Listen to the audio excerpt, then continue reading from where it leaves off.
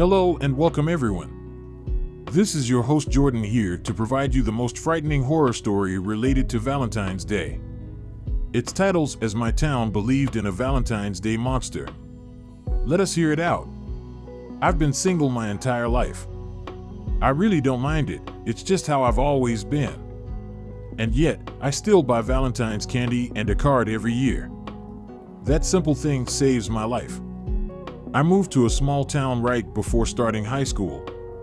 It was difficult trying to make new friends and adjusting to an entirely new place at the same time. By the time February rolled around, I was finally feeling as if I'd gotten into the groove of things. I had only made a handful of friends, and to my shock, the first time I was ever asked out on a date was a week before Valentine's Day. I felt awkward going out with a girl who I'd never spoken with before, so I turned her down. She got angry, claiming she had other options and was just being nice. That might be the case, but her extreme reaction confused me. When I was able to, I asked my friend Travis about it. "Oh yeah, you die if you're single on Valentine's Day. Get your heart ripped out and everything, so find a girlfriend for the day," he explained, and I scoffed at the idea. "Come on, you don't expect me to believe that, do you?" I asked, thinking he was just pulling a joke on the new kid. He acted as if he was just giving me some facts. He was looking at me as if I was crazy for not knowing about getting a date or dying. I told him he was crazy, but he just shook his head.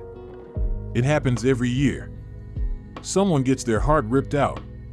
It might not be in this town, but it's nearby. And it's always someone single. I guess you can risk it, by why? "It's just one day," he said, trying to defend his point. This was before everyone had a cell phone in their pocket, so I couldn't look up deaths of people missing their hearts right then. I made a note to research it later, so I could call him out on his urban legend. I crossed my arms, still not buying what he was saying. "That's stupid. Are you saying, what? Someone knows you're single and kills you?" I pressed. "A person doesn't do it. Some sort of monster does. No one has lived after seeing it, but people said they heard drums and then found someone without their heart." Travis was again looking at me as if I should know all this. "A Valentine's Day monster? Really? Well, Christmas has Santa and there is an Easter bunny, so why can't Valentine's Day have something?" For the next 10 minutes, I roasted his idea and belief in the Valentine's Day monster. At least he could take it all as a joke, even if he did believe the murders were real. He wasn't positive a monster was doing it, but couldn't offer up any other reason behind the deaths. And he wasn't risking it. He already had a date lined up with a girl he didn't even like. I still thought the entire idea was dumb. The rest of the school didn't share my outlook. As the days slowly got closer and closer to the fated day, the students got paired up with each other. Some done out of safety, others using the monster as an excuse to finally ask out their crush. I received a few pity offers, but I refused all of them as an act of rebellion against this stupid small town's tradition. I just watched as everyone started dating in fear of death. The stores sold out of candy and cards pretty quick. Normally everywhere would be flooded with red and pink products. The shelves were barren a few days before the 14th. Now, I refused to accept any offers. And I didn't plan on asking someone out either. The school offered a program where you could buy sweetheart candies to be delivered to class for a small fee. I didn't mind getting my new friends one each, all while making up silly names to put on the card of who they would receive it from. It was the only thing related to the whole day I gave into. Aside from buying a box of chocolates for myself. The chocolates were just a normal box of assorted types from the grocery store I'd gotten with some money made from doing chores. When I bought them, the cashier slapped a heart-shaped sticker on the box without my permission. A small one for someone to write who the box was meant for. With how crazy this town was over the holiday, I didn't blame her. By that time, I'd been so overexposed to anything Valentine related, just seeing the sticker put me off eating the chocolates. I shoved them in my backpack to forget about them until after the 14th was over. I really wish I had taken the entire thing a bit more seriously. It wasn't until the night before Valentine's Day that I finally looked up the murders, finding them to be true. Dread started to form in my stomach as I scrolled through the library computer after school while waiting for my father to pick me up. I didn't find all the mysterious deaths, but enough to make me worried. 3 people were found with their hearts missing. The police said that from the state of their bodies, they were killed on Valentine's Day, even though their bodies weren't found right away. An entire town was warning me about this, and yet I still sat in shock after finding out it was true. My father finally got me from school, but told me I needed to walk home the next day. I sat in the car, silently debating on what to do. He just chalked up my distressed state as normal teenage behavior. I didn't sleep that night. I tried thinking of names of students that might not have a date, all while knowing it was useless. When the clock turned midnight and it was official the 14th, I nearly had a panic attack, convinced the monster would swoop in to take my heart. The only way I got through that night without a mental breakdown was to shift my train of thought back to what it was before looking up the murders. A Valentine's Day monster was stupid. It wasn't real. Some heartless store managers saw the murders and made up the story to sell more products through fear. That was it. It had to be it. I remained awake all night. In the morning, my mother noticed how I looked and offered to let me stay home. I refused, secretly hoping I could find a date if I went to school. The place was abuzz with new couples and gift exchanges. As I walked down the hallway, a few students looked at me with pity in their eyes. Most knew my single stance and how I would be the monster's top choice if it was real. No one went near me that day if they could help it.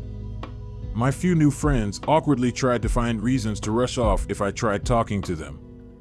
All of them having temporary new girlfriends gave them a good enough reason to be left out. My candy heart prank wasn't funny. Some thought it was, but I couldn't find the humor in anything that day. Instead, I spent it looking over my shoulder, expecting to hear drums at any second. The final bell rang and Travis was brave enough to walk over to me for a chat. I think he thought this was going to be our last conversation. The idea got him motivated enough to walk over, but not to find the words. "Do you, want to come over? I am going out today, but maybe we can hang out beforehand? There's a really good show," and he trailed off feeling awkward. "It's fine. I'll just chill at home. My parents are going out and won't be home until after dinner, so I have the entire place to myself." That never happens. They finally think I'm old enough to be trusted to be left alone. I explained, determined to still not believe in this nonsense even though I was terrified. Travis nodded, looking pale. He wasn't brave enough to press me on hanging out. After all, he was certain I was going to die that night. He didn't want to be around to see it. "I'll talk to you tomorrow," I said, and gave him a shaky wave. He gave one back and started to hurry over to his new girlfriend. When you're a teenager, everything is a big deal. As I walked away from school towards home, I felt like I was walking towards my own death. The sky was overcast. It made me feel even more gloomy. I kept mocking myself for my mood as I walked along the neighborhoods that had become familiar to me over the past few months. Finding a small rock, I started to kick it as I walked, trying to take my mind off the fear in my chest. A car started to drive along behind me with such loud music I could hear it thumping through the air. I watched it cruise by, a bit annoyed over the sound. If you're going to blast music, at least play something good and not something that just thudded. As the car kept going down the street, the music went with it. But a hint of the thudding remained. I stopped, confused on why I could still hear the sound if the car was so far. When it finally turned out of sight, I realized the car wasn't the source of all of the noise. My heart started to beat so fast and hard it matched the thudding rhythm that I could swear was getting closer and closer. I didn't look behind me or even get angry at myself for getting scared. I just ran down the street. I should have run up to one of the houses asking for help. I was so frightened nothing rational came to mind. I ran like crazy all while that beating followed. I wished this was a prank but didn't stop running to find out. My mind was unable to work as my lungs burned from the mad dash. For a moment, I thought I was losing whatever was chasing me. I stumbled, nearly falling over a crooked sidewalk square in front of my house. I couldn't tell how close the thumping sound was over my own heart. Sweat poured down my face and I felt faint. I slammed into my front door, banging on it before I remembered my parents were out. I nearly screamed in frustration. The door was locked and my keys were buried under my books inside my backpack. That thudding sound was all I heard. It was so close it rumbled in my chest. My hands shook as I fumbled to get the zipper open. I was scared to death and couldn't keep my eyes open. Squeezing them shut, I felt around in my bag for my key. My hand brushed against it when a puff of wind came across my face. I smelled something sweet, and then the wind came again. To my horror, my mind clued into the fact it wasn't the wind, but something breathing on my face. It was too late. Even if I got my key, I couldn't unlock the door before whatever brought the heart-thumping sound took my heart too. I refused to open my eyes to see the monster I now knew to be real. I love the sound of your heart. It's a shame it's alone, let me add it to the others. The voice that spoke wasn't some prank.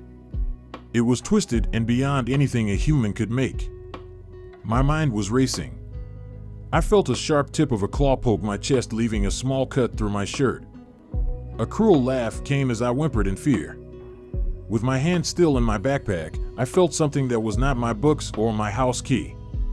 A crazy idea came to mind. It was either that or death, so I grabbed a hold of the only thing I could think of. Yanking the box of chocolates from my bag, I held it out to the monster I still refused to see. My voice strained and shaking, I asked it a question I prayed would save my life. Will you be my Valentine this year? My heart nearly beat out of my chest. Opening my eyes a crack, I could see the box in my hand, but not the creature that brought along countless heartbeats that mixed in with my own. I should have died. Instead of clawing out my heart, the twisted hand with razor-sharp nails reached out and took the box. I forced my eyes shut, my entire body shaking. Something brushed my face, causing me to tense up so much it hurt. That clawed finger brushed some hair from my face with another cruel laugh. What a cute child you are. I'll accept this gift this year, but someday I'll be back to claim your heart. I bit down on my tongue, trying not to scream at that horrible voice. With one final laugh that rattled my bones, the thudding stopped. It took me forever before I gathered up the courage to open my eyes. Nothing was on the front step. I was alone. If it wasn't for the rip in my shirt, I would have thought the whole thing came about due to stress and lack of sleep. I didn't tell anyone what happened. I mean, who would believe me? I went to school for the first half of the day on the 15th. I had barely slept for 2 days and needed to take the rest of the day off. But I didn't want my friends to think I died. All of them looked shocked I'd lived. I just said I got lucky. The school moved on, the short-lived relationships caused by that day fizzed out. As time crept along, I started to dread knowing Valentine's Day was coming yet again. I bought more candy, roses, and a card, expecting a visit from a monster. I should have just gone along and dated someone, but somehow the idea of it was more stressful than dealing with a monster. I anticipated and feared Valentine's Day, only to have nothing happen. Nothing happens besides the fact that the gifts I addressed to the creature go missing overnight. As the years carried on, I kept buying different gifts with the same result. As I've gotten older, I've heard those terrible heartbeats faintly on Valentine's Day. Each year the sound gets louder. I think this year is finally going to be when that monster shows itself. Again, just asking someone out may save my life. But I think if the monster does show up, I'll ask it the question yet again, but this time I will keep my eyes open. I have to say this was the most interesting horror story related to Valentine's Day story. Let's wind up for today, and we'll meet you guys tomorrow with another interesting stories. If you do like this, please subscribe so that I can keep on doing this. Alright people, goodbye.